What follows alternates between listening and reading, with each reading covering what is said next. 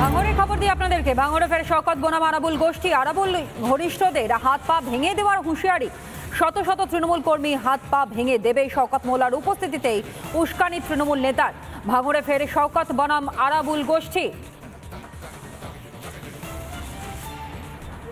পঞ্চায়েত নির্বাচনের থেকে যে লড়াই তৈরি চলেছে আপনারা সবাই জানেন।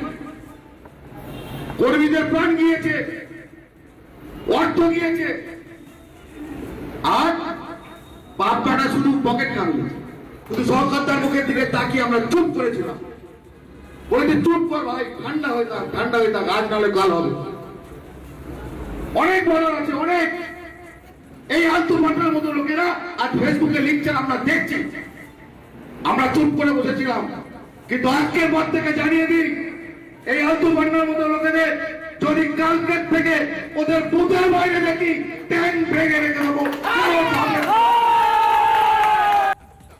ক্যানিং পূর্বে তৃণমূল বিধায়ক শওকত মোল্লার বক্তব্য শোনাই।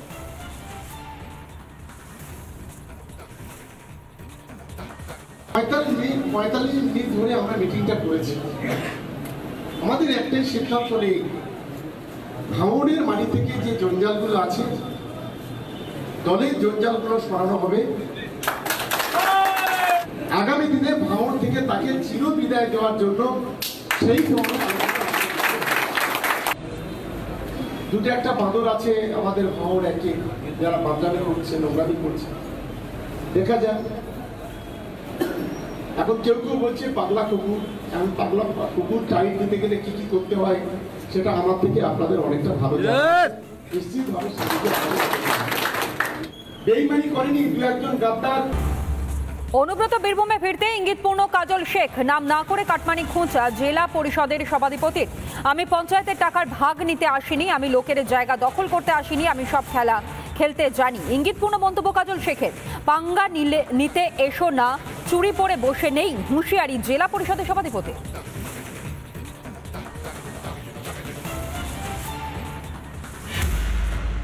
আমি পঞ্চায়েতের 5% খেতে আসিনি, আমি নদীর বাড়িগুলো পৌঁছে আসিনি। নিজের জায়গা জোর করে দখল করতে আসিনি। আমি যে মানুষের জায়গা জোর করে দখল করেছে সেগুলোকে ফিরিয়ে দেওয়ার জন্য এসেছি।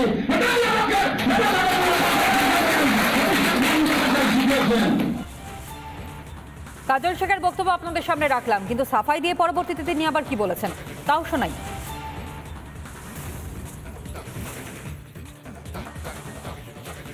না, যে কথাটা বলছেন ঠিকই বলেছেন, কিন্তু কথাটা পুরোটা বলার জন্য বলবো। 2000 সালে সুঁচপুরে যে গণহত্যা হয়েছিল, যারা তৃণমূল কংগ্রেস দলটা করত, একটা অংশ আমাদের কাছ থেকে চলে গিয়ে হঠাৎ তারা তাদের বিপক্ষে গিয়ে সিপিআইএমের হাত ধরে, হারমাদদের হাত ধরে তাদের সাজা না হয় সেই জন্য চলে গিয়েছিল। তারাই বর্তমানে কিষাণ মান্ডিতে বসে কিছু মানুষকে নিয়ে একটা চক্রান্ত করার চেষ্টা করছে। দল সিপিএমের কোনো অস্তিত্ব নেই, কথা সত্য, কিন্তু সিপিএমের হারমাদারও তার বাংলায় রয়ে গেছে। তারা কোথায় যাবে? তারা বিভিন্নভাবে আমার দলে বেনজল হয়ে ঢুকেছে কোথাও কোথাও। বারবার আমাদের মাধ্যমে বলেছি, কেষ্টমণ্ডল আমার অভিভাবক, তার হাত ধরে আমার রাজনৈতিক জীবনে পথ চলা শুরু, তার পরিবারের সদস্য আমি। গত বছর তিনি ছিলেন না, তার বাড়িতে দুর্গাপুজো অনুষ্ঠানে আমি গিয়েছিলাম। সবতে আমার সঙ্গে দূরত্বটা কোথায় আমি তো খুঁজে পাচ্ছি না। বিজেপির জেলা সভাপতি ধ্রুব সাহা কি বলছেন শুনুন। কাজল শেখ আজকে বলছে নাকি হুমকি দিয়েছে। কাজল শেখ হুমকি দিবে না তো কে হুমকি দিবে? কাজল শেখ হুমকি দিবে, দাদার বাড়িতে দেখা করতে যাবে না ঢাক বাজিয়ে, চরাম ঢাক বাজাবে না বোমা ফাটাবে, সেটা কাজল শেখকে গিয়ে আপনাদেরকে জিজ্ঞেস করতে হবে। আমরা এটা জানি যে তৃণমূল কংগ্রেসের যে গোষ্ঠীবাজি, যে লবিবাজি, কাজল শেখ যতদিন থাকবে, কেষ্টমণ্ডল যতদিন থাকবে ততদিন চলবে। আরও একটা নতুনভাবে গোষ্ঠী হলো, মন্ত্রীকে আর বিধায়ককে কেষ্টবাবু তার অফিসে ঢুকতে দেয়নি। আমরা বীরভূমের মানুষ, যিনি বলেছিলেন যে খেলা হবে, সেই খেলা আমরা দেখছি আর খেলাটা অনুভব করছি, আনন্দ নিচ্ছি। আপনারাও আনন্দ নিন। কর্মহীন প্রায় 1000 কর্মী। হাওড়ার দাসনগরে বন্ধ হয়ে গেল জুট মিল। হঠাৎই কারখানা বন্ধের অভিযোগ কর্মীদের। মিলের গেটের বাইরেই বিক্ষোভ কর্মীদের, ছাতা মাথায় নিয়ে তারা বিক্ষোভ দেখাচ্ছেন।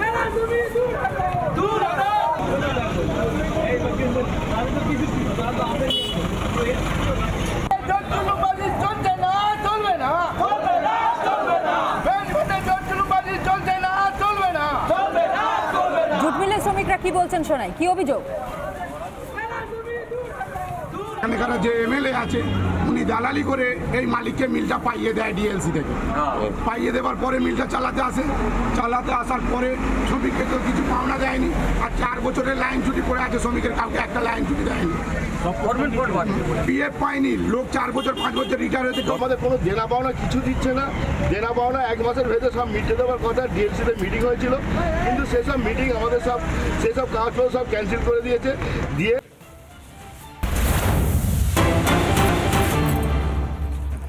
দুর্নীতি চুরি নিয়ে ফের রাজ্যকে তোপ সুকান্ত মজুমদারের। রাজ্যের বিরুদ্ধে জিএসটি চুরির অভিযোগ বিজেপি রাজ্য সভাপতির। ভুয়ো জিএসটি ভাউচার তৈরি করে চুরির অভিযোগ। কোটি কোটি টাকা রাজস্ব ক্ষতি হচ্ছে বলেই অভিযোগ। সিবিআই এবং ইডিকে মৌখিকভাবে জানিয়েছেন বলেও দাবি করেছেন সুকান্ত মজুমদার। কেন্দ্র সরকার ট্যাক্স চুরি আটকাতে জিএসটি চালু করেছিল। জিএসটি চালু করার পর কিছুদিন যাওয়ার পরে এই জিএসটি কিভাবে চুরি করতে হবে তারও একটি স্পেশালাইজ যে স্ট্রাকচার, সেই স্ট্রাকচার মমতা বন্দ্যোপাধ্যায় এবং তার দলবল তৈরি করেছে। উত্তরবঙ্গ দিয়ে যতগুলো গাড়ি ঢোকে ফেক জিএসটি ভাউচার বানিয়ে এবং জিএসটি চুরি করে কেন্দ্র তথা রাজ্য সরকারের অর্থাৎ বাংলার সাধারণ মানুষের কোটি কোটি টাকা সেখানে লুট হচ্ছে। এর সাথে যুক্ত যে ব্যক্তি ধীরাজ ঘোষ, বিনয় বর্মন, শুধু তাই নয়, গুটকা, কয়লা, সোনা, এরকম একাধিক জিনিসপত্র, এই সব জিনিসপত্রের উপরে যে ট্যাক্স বা জিএসটি, সেই জিএসটি চুরি হচ্ছে। সেই জিএসটি তৃণমূল কংগ্রেসের নেতাদের পকেটে ঢুকে যাচ্ছে। সিবিআই এর নজরে টালা থানার সিসিটিভি ফুটেজ। টালা থানার সিসি ফুটেজ সংগ্রহ করেছে সিবিআই এর নজরে টালা থানার একাধিক হার্ড ডিস্ক, এমনকি ফরেন্সিকের জন্য পাঠানো হয়েছে এই হার্ড ডিস্ক এবং সিসি ফুটেজ। সন্দীপ অভিজিতের মোবাইলেরও ফরেন্সিক পরীক্ষা। রিপোর্টের তথ্য নিয়ে জিজ্ঞাসাবাদ করতে চায় সিবিআই। তথ্য নিয়ে সন্দীপ এবং সাসপেন্ডেড ওসি অভিজিৎকে জিজ্ঞাসাবাদ করবে সিবিআই। টালা থানায় তথ্য বদলের অভিযোগ সিবিআই এর। টালা থানায় একাধিক নথি পরিবর্তন করা হয়েছে আদালতে, এমনটাই দাবি সিবিআই এর। সিবিআই এর নজরে টালা থানার সিসি ফুটেজ।